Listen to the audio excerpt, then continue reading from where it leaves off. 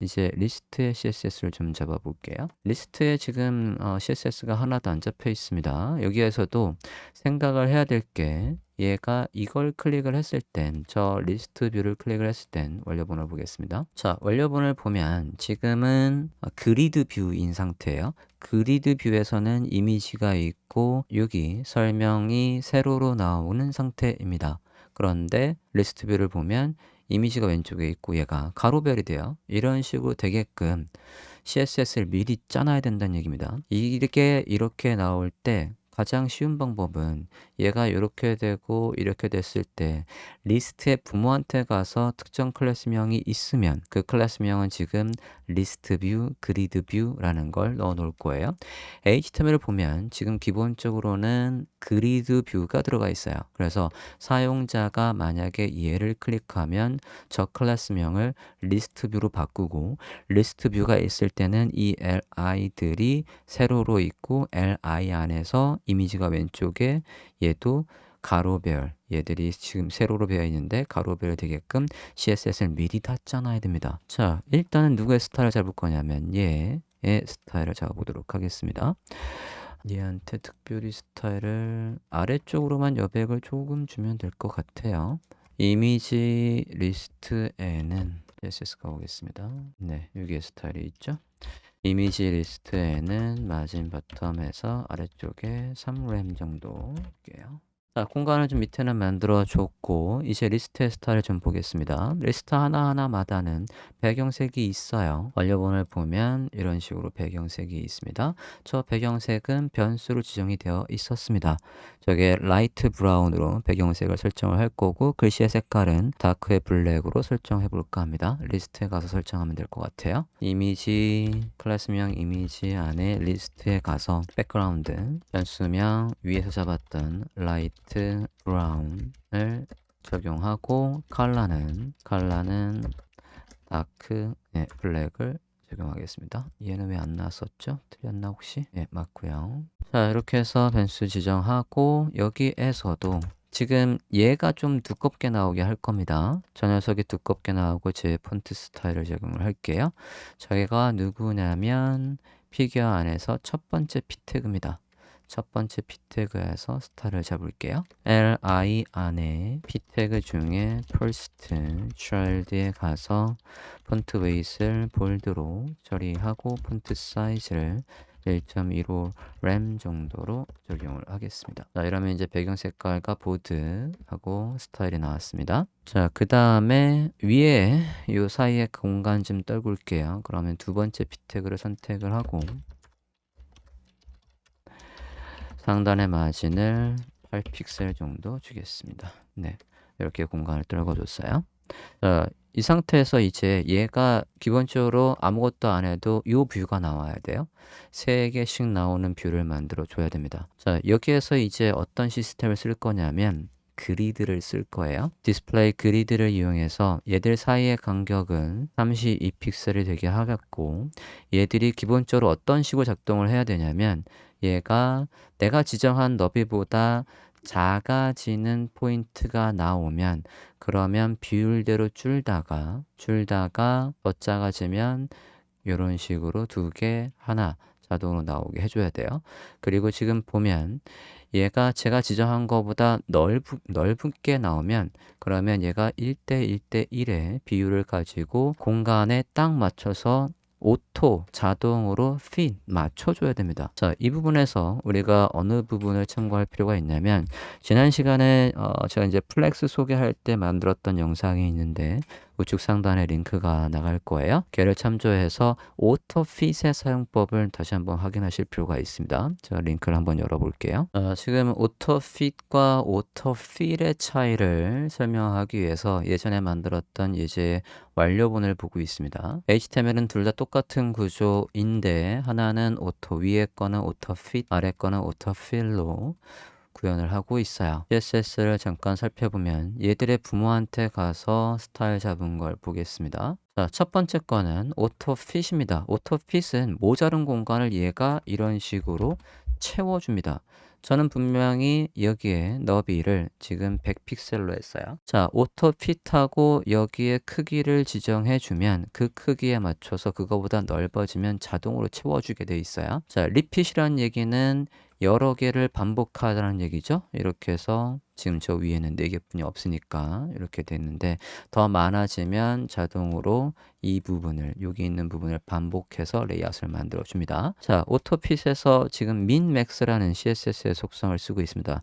민맥스는 최소값이 100이고 최대값은 1fraction, 1fraction은 비율의 단위라고 했어요. 플렉스로 따지면 플렉스 너비를 따지는 1, 0 걔하고 똑같은 녀석입니다. 자, fraction, 1fraction은 이게 1대 1대 1대 1이라고 생각을 하시면 돼요. 100픽셀보다 커질 때는 1fraction에서 4개니까 1111 해서 그거를 브라우저 너비에 맞춰서 오토핏 가로를 채워라 라고 하고 있는 거고, 그 다음에 밑에 있는 부분을 보면 얘는 오토필 같은 경우에는 민맥스 똑같은데 얘가 이 넓을 때의 차이점을 보면 여기를 채워주지 않습니다. 오른쪽에 이 빈 공간을 채워주지 않아요.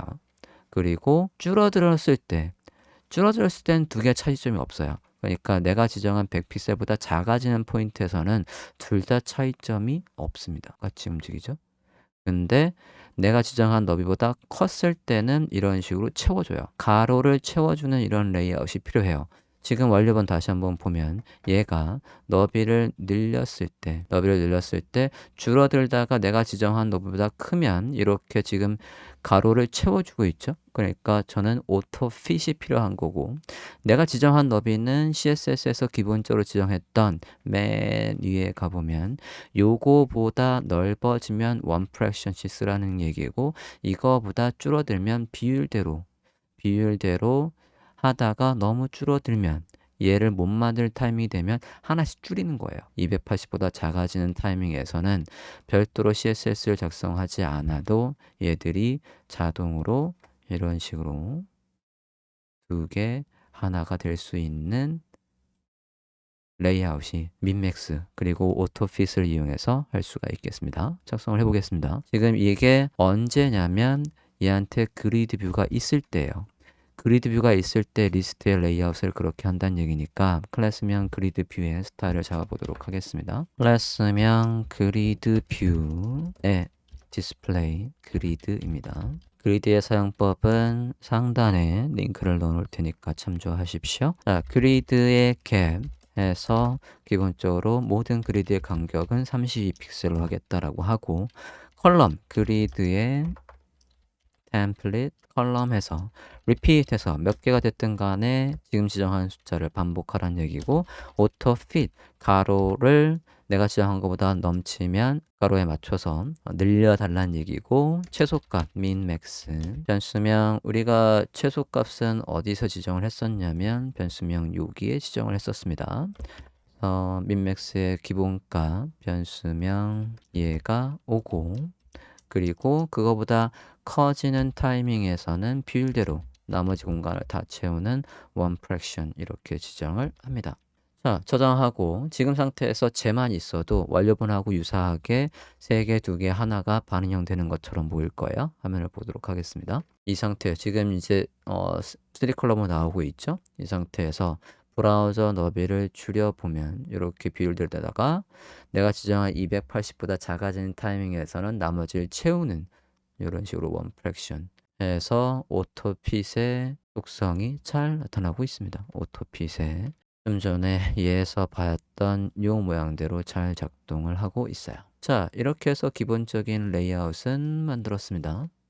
자, 좀 전에 우리 이제 그리드 뷰의 스타일을 작성을 했고, 이제 얘한테 이걸 눌렀을 때 완료본을 보면 얘를 눌렀을 땐 이런 식으로 리스트, 세로로 쭉 나열되는 리스트 형식으로 나와야 돼요. 자, 저렇게 나오게 하려면 CSS를 또 작성해 보도록 하겠습니다. 우리가 저 버튼을 클릭했을 때 이 부모한테다가 리스트 뷰라는 걸 넣을 거예요. 그러면 일단 임시로 리스트 뷰라는 클래스명으로 바꿀게요. 우리는 일단 CSS 모양을 잡아 놓은 다음에 나중에 스크립트를 통해서 저 리스트 뷰를 바꿔주겠다는 얘기입니다. 자, 리스트 뷰로 나오면 얘들이 세로로 나와야 돼요. 세로로 나오도록 작성을 해보도록 하겠습니다. 리스트 뷰가 있으면 자, 저장했어요. 그러면 지금 브라우저 화면을 보면 지금 이미 새로 나오고 있습니다. 이렇게 나오고 있는데 여기에서 이미지가 왼쪽에 있고 얘가 오른쪽에 이렇게 있어야 돼요. 그러면 피겨한테 가서 마찬가지 디스플레이 그리드를 이용해서 얘가 가로 나오는데 이게 150 기본적으로 150 픽셀을 쓰고 얘가 나머지를 쓰도록 해보도록 하겠습니다. 클래스명 리스트 뷰가 있을 때는 리스트 하나하나마다 사이의 간격은 1.5 램 정도로 공간을 띄울까 합니다. 자, 여기에 스타일을 잡아보도록 하죠. 리스트 뷰가 있으면 그거 안에 li를 선택하고 li의 시블링스 셀렉터를 이용해서 형제 선택자를 이용해서 그 다음 선택자에다가 margin 탑해서 1.5 램이라고 썼어요. 자, 지금 이 방법은 지난 시간에 제가 속꿀팁 시간에 막내만 제외하고 선택하는 방법 해서 소개를 했던 적이 있습니다. li의 형제 선택자에다가 상단에 마진을 줬어요. 이렇게 하면 얘한테다가 위에 마진을 위에 1.5를 준 거고 이거한테 1.5를 준 거예요. 즉 누구만 제외하고 위에 마진을 준 거냐면 첫 번째 li만 제외하고 나머지 li에다가 위쪽에 마진을 1.5램을 준 게 됩니다.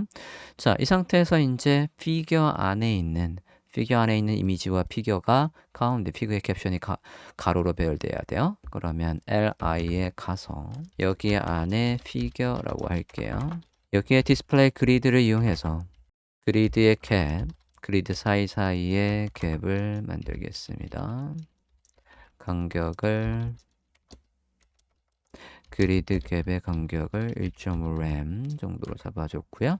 얘들이 그리드 템플릿을 이용해서 그리드 템플릿 컬럼을 이용해서 왼쪽에 첫 번째 그리드는 150 픽셀 그리고 나머지는 one fraction 해서 이렇게 쓰도록 해줍니다. 중간에 콤마 찍으시면 안 돼요. 그리고 align items를 이용해서 그 안에서도 내용들이 가운데 오도록 하겠습니다. 자, 디스플레이 그리드는 플렉스에서 발전한 거라서 플렉스에 썼던 그리드 아이템스를 그대로 쓸 수 있습니다. 저장하고 브라우저 화면을 확인해 보도록 하겠습니다. 네, 이렇게 해서 세로로 잘 나오고 있습니다. 그리고 지금 얼라인 아이템 센터를 이용해서 이 높이 안에서 얘가 센터로 잘 오고 있는 상태예요. 자, 이렇게 해서 리스트 뷰의 스타일까지 모두 작성을 해 보았습니다.